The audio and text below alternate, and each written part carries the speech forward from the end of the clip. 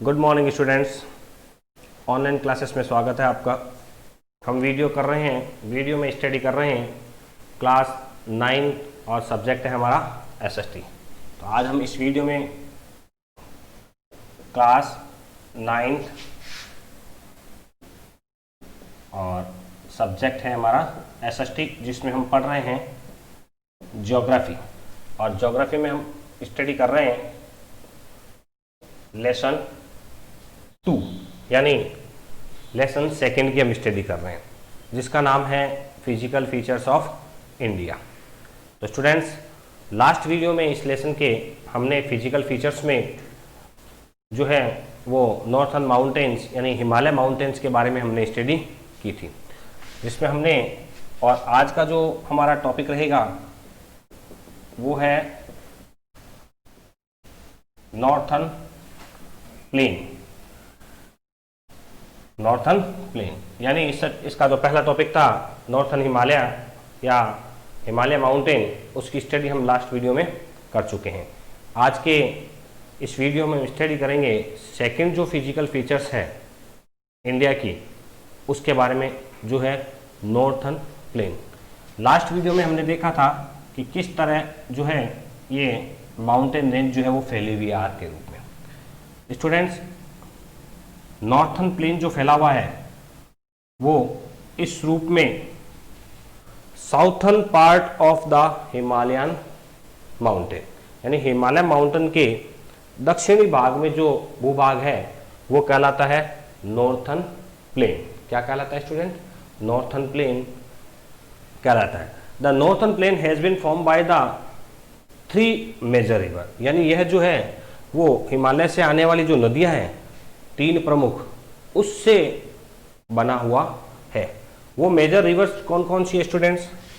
Number 1 Ganga, number 2 Indus, जिसे सिंधु नदी भी कहते हैं, तीसरी है ब्रह्मपुत्र। यानी इन 3 नदियों से मिलकर ये पूरा मैदान जो है वो फॉर्म्ड बना हुआ है।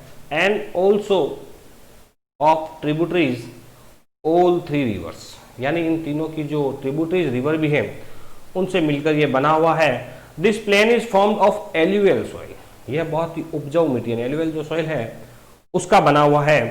The depositions of alluvial in a vast basin lying the foot hill of the Himalaya. Himalaya की जो फुट हिल है उसमें नदियों के द्वारा जो बहा कर लाई गई मिट्टी है उसके डिपोजिशन से यह मैदान बना हुआ है। It spread over an area of 7 lakh square kilometre यानी इसका जो टोटल अगर एरिया हम देखते हैं तो 7 लाख स्क्वायर किलोमीटर यानी इतने बड़े भूभाग पर फैला हुआ है। इसकी जो the plain being about 2400 kilometre long यानी ये इसकी लंबाई जो है वो कितनी है स्टूडेंट्स? 2400 किलोमीटर। और जो विड्थ की अगर हम बात करें तो ये अलग अलग है, 240 से 320 किलोमीटर यानी अलग अलग है। जैसे हमने हिमालय को पढ़ा था, हिमालय जो है नॉर्थ में ज़्यादा फैला हुआ है और ईस्ट में आते आते इसकी पट्टी इस प्रकार छोटी हो जाती है, पतली हो जाती है, नैरो बेल्ट है यहाँ पर। तो इसका आपको विशेष ध्यान रखना है। It is the agriculturally productivity part of India. यहाँ खेती बहुत अच्छी होती है स्टूडेंट्स, क्योंकि नदियों के द्वारा बहा कर लाई गई मिट्टी से बना हुआ है और चूंकि ये प्लेन है और यहाँ नदियाँ भी बहती है, इस वजह से ये इंडिया का एग्रीकल्चरली पार्ट कहलाता है। The river coming from the northern mountains are involve in the depositional work. अब नॉर्थ इंडिया यानी हिमालय से जो भी नदियाँ निकलती है और इस मैदानी भाग में जो भी नदियाँ बहती हैं वो डिपोजिशनल का काम करती है, यानी हिमालय से जो मिट्टी काट कर बहा कर लाई जाती है वो इन मैदानों में क्या हो जाती है? जमा हो जाती है। और ये तीनों नदियाँ जो हैं वो डिपोजिशनल यानी जमाव का कार्य भी करती है। डू यू नो में आप देखेंगे स्टूडेंट्स कि मजुली नामक एक स्थान है जो ब्रह्मपुत्र रिवर का सबसे लार्जेस्ट इनहेबिटेड रिवराइन आइलैंड है वर्ल्ड का यानी संसार का सबसे बड़ा रिवराइन आइलैंड है, यानी नदियों के द्वारा बनाया गया आइलैंड है, जो कौन सा है? मजुली। जो ब्रह्मपुत्र रिवर ईस्ट में है। The river in their lower course split into the numerous channels. ये नदियां जब आगे बढ़ती है तो छोटे छोटे कई चैनल्स में बढ़ जाती है, जो सिल्ट जो है उसको डिपॉजिट करती रहती है। These channels are known as the distributaries, यानी ट्रिब्यूटरीज के बाद डिस्ट्रीब्यूटरी। डिस्ट्रीब्यूटरी का मतलब बांटना, यानी जब एक नदी आती है तो अपने साथ क्या करती है, छोटी छोटी और नदियां बड़ी नदियों से निकलती रहती है। ये उसके क्या कहलाते हैं, चैनल्स कहलाते हैं। इनसे निकलती भी है और कुछ नदियां इसमें जो आकर मिलती है वो उनकी ट्रिब्यूटरीज यानी कि सहायक नदियां कहलाती हैं। अब अगर हम इस नॉर्थन जो प्लेन है इसकी बात करें तो स्टडी के हिसाब से इसको मुख्य रूप से 3 भागों में बांटा गया है। चूंकि ये 3 नदियों के द्वारा बनाया गया है इसलिए इसे 3 भागों में भी बांटा गया है। Western part of the northern plain is referred as the Punjab plain formed by the Indus.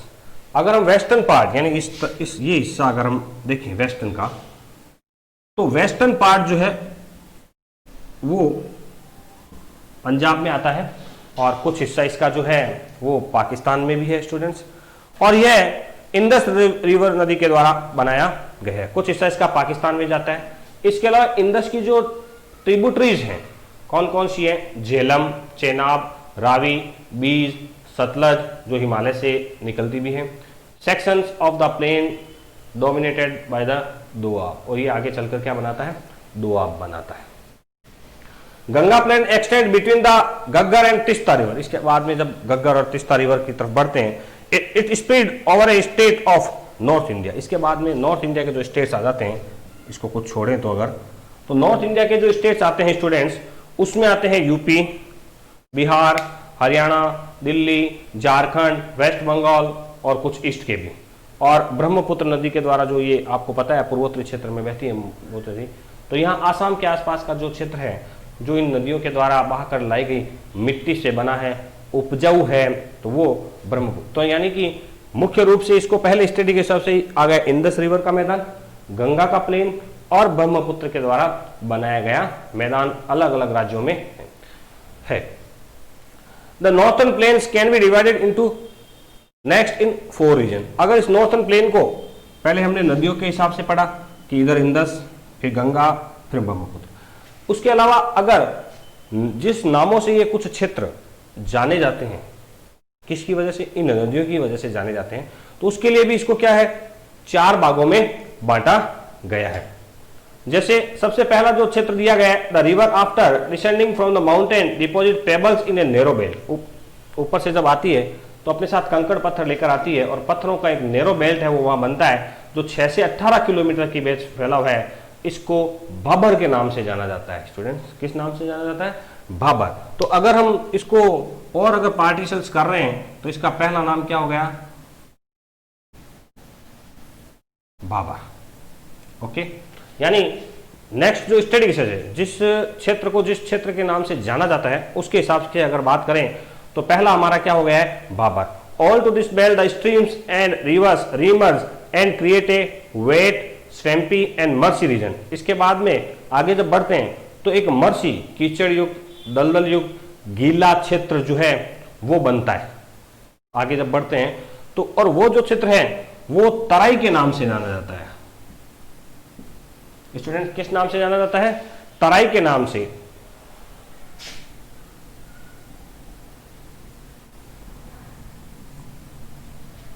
Terai, TERAI,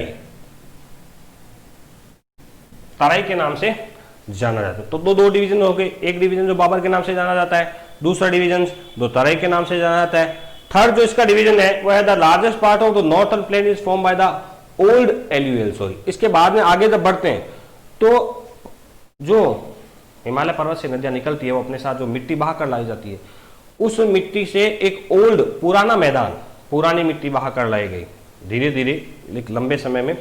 तो they lies above the flood plains and river at present in the terrace like features. This part is known as the Bangar. इसको बांगड़ के नाम से जाना जाता है। ध्यान रखिए स्टूडेंट्स, बाबर जो है वो कंकड़ पत्थर जो हिमालय से जो नदियां आती है, कंकड़ पत्थर जिसमें बहकर आते हैं वो क्षेत्र कहलाता है। तराई जो है वो वेटलैंड है, मर्सी लैंड है जो गीला कीचड़ युक्त दलदल युक्त होता है। वो तराई है। उसके बाद का जो क्षेत्र है वो बांगड़ कहलाता है, जहां पर नदियों के द्वारा बहाकर लाई गई पुरानी मिट्टी से बना है, जो एक छतनुमा है, ऊपर का हिस्सा जो है। उसके बाद लास्ट जो चौथा पार्ट बचता है students, the soil in this region contain calcareous deposit locally known as kankar, उसको एक कांकड़ भी कहते हैं। इसके बाद का जो फोर्थ पार्ट की अगर हम बात करें तो उसको कांकड़ भी कहा जाता है। यानी लास्ट में जो नदियों के द्वारा बहाकर लाई गई जो नई मिट्टी है वो कांकड़ भी जानती है। The newer younger deposits of the flood plains are called Khadar. इसके अलावा इसको खादर भी कहा जाता है। क्या कहा जाता है वहां के क्षेत्र में? उस क्षेत्र को खादर क्षेत्र कहा जाता है। क्यों कहा जाता है खादर क्षेत्र? क्योंकि नदियों के द्वारा नई और यंग सिल्ट और डिपॉजिट लाकर यहाँ पर प्रतिवर्ष जमा कर दी जाती है। They are renewed almost every year, यहाँ पर मिट्टी हर साल नई आती रहती है। एंड सो दे आर फर्टाइल्स, इसलिए खादर का जो क्षेत्र है वो सबसे ज्यादा फर्टाइल है, क्योंकि इसे प्रतिवर्ष जो है वो नई उपजाऊ मिट्टी मिलती रहती है। दस ideal of the intensive agriculture, इसलिए यहाँ पर खेती करना या इस क्षेत्र में, खादर के क्षेत्र में खेती का कार्य जो है वो बहुत अधिक मात्रा में होता है। तो स्टूडेंट्स, आज हमने इस वीडियो में हमारा जो second physical features of India है, नॉर्थर्न प्लेन, उसकी हमने आज स्टडी की है, जिसमें हमने देखा है कि किस प्रकार नॉर्थर्न जो प्लेन है वो मूल रूप से 3 नदियों के द्वारा बनाया गया है, गंगा, ब्रह्मपुत्र और इंदस। इन तीनों का जो क्षेत्र है वो इन तीनों नदियों के नाम से भी जाना जाता है, और वहाँ लोकेलिटी की भाषा में उन क्षेत्रों को जिस नाम से जाना जाता है, जैसे बताया मैंने बाबर, तराई, बांगड़, खादर, तो ये भी क्या है, उस क्षेत्र के नाम है। उन क्षेत्रों को जिस नाम से जाना जाता है उन क्षेत्रों के नाम है, उनकी आज हमने इसमें स्टडी की है। अगले वीडियो में हम तीसरा जो फिजिकल फीचर्स ऑफ इंडिया है, प्लेटू यानी पठारी भाग, यानी हमने पहला क्या पढ़ लिया है, पर्वतीय। दूसरा भाग क्या हो गया हमारा, मैदानी। तीसरा भाग हम कौन सा पढ़ेंगे, पठारी भाग। यानी हमारा नेक्स्ट जो वीडियो आएगा स्टूडेंट्स, उसमें हम पढ़ेंगे इंडिया के पठारी भाग के बारे में। वीडियो को स्टूडेंट्स जरूर देखें, लाइक करें। Thank you.